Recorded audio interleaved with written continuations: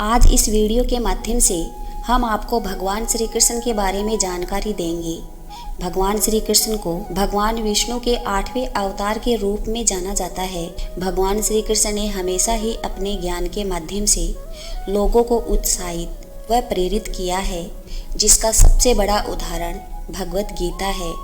कहा जाता है कि मनुष्य के जीवन में हो रही समस्त परेशानियों का हल भगवत गीता में मौजूद है। आज इस वीडियो में हम आपको कुछ ऐसे उद्देश्यों के बारे में बताएंगे जो साक्षात भगवान श्री कृष्ण के द्वारा दिए गए हैं। भगवान श्री कृष्ण कहते हैं कि मनुष्य को अपने मन को बार बार यही समझाना चाहिए कि ईश्वर के अलावा उसका इस दुनिया में कोई भी नहीं है। अहंकार उस समय उत्पन्न होता है जब हम यह भूल जाते हैं कि प्रशंसा हमारी नहीं, हमारे गुणों की जा रही है। भगवान श्री कृष्ण ने कहा है कि परिवर्तन ही इस संसार का नियम है।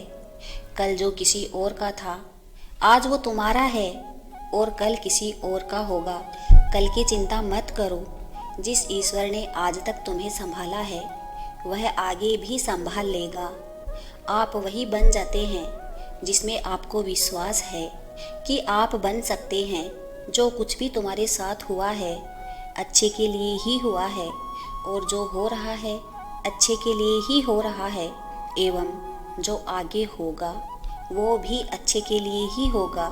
कि बुरे कर्म करने नहीं पड़ते, हो जाते हैं, और अच्छे कर्म होते नहीं, करने पड़ते हैं।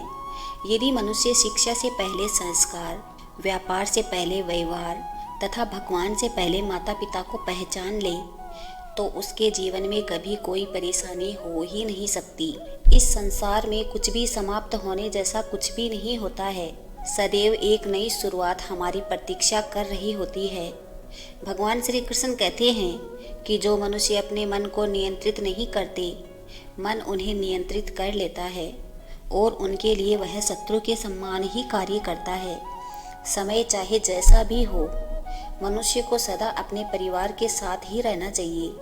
परिवार पर यदि सुख आता है तो वह बढ़ जाता है, एवं दुख आता है तो वह बंट जाता है। भगवान श्री कृष्ण कहते हैं कि अच्छे लोगों का साथ भगवान की कृपा से प्राप्त होता है, किंतु बुरी संगति में पड़ना मनुष्य के स्वयं के हाथों में ही होता है।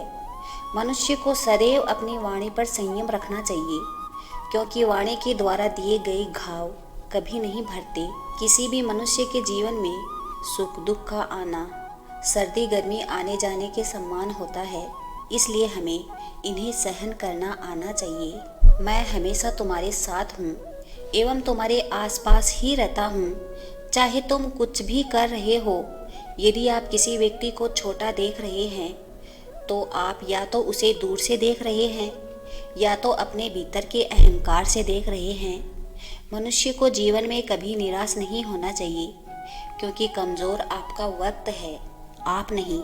जब मनुष्य अपनी ही इंद्रियों के वश में होता है, तो उसके जीवन में केवल परेशानियां ही आती है। व्यक्ति अपने जीवन में उनके लिए शोक करता है जो इसके योग्य नहीं है। बुद्धिमान व्यक्ति किसी जीवित या मृत के लिए शोक नहीं करता। यदि आप किसी दूसरे से अच्छे की अपेक्षा करते हैं, तो सामने वाले के साथ आप भी बुरा करके उसे निराश ना करें। आत्मा का अंतिम लक्ष्य होता है परमात्मा से मिल जाना। भगवान श्री कृष्ण कहते हैं कि समय कभी नहीं रुकता है, इसलिए आज यदि बुरा चल रहा है तो कल अवश्य अच्छा भी आएगा। मैं श्रेष्ठ हूँ, यह आत्मविश्वास है, किंतु केवल मैं ही श्रेष्ठ हूँ, यह आपका अहंकार है। प्रेम हमेशा माफ़ी मांगना पसंद करता है, किंतु अहंकार सदैव माफ़ी सुनना पसंद करता है। फल की इच्छा किए बिना अपना कर्म करते रहो। जो बात सत्य पर आधारित होती है, उसे करने, कहने एवं मानने में हमें कभी भयभीत नहीं होना चाहिए। भगवान श्री कृष्ण कहते हैं कि किसी भी मनुष्य का जीवन उसके कर्मों के आधार पर चलता है। जैसे उसके कर्म होते हैं, वैसा ही उसका जीवन होता है। एक बार माफ़ करके अच्छे अवश्य बनो, किंतु उसी व्यक्ति पर पुण्य विश्वास करके मूर्ख मत बनो। धर्म केवल हमें मार्ग दिखाता है, किंतु मंजिल पर तो हमें कर्म ही पहुंचाता है। जिस व्यक्ति को हारने या जीतने से कोई प्रभाव नहीं पड़ता, ऐसा व्यक्ति दूसरों की जीत में भी खुशियाँ मनाता है। जय श्री कृष्णा। राधे राधे।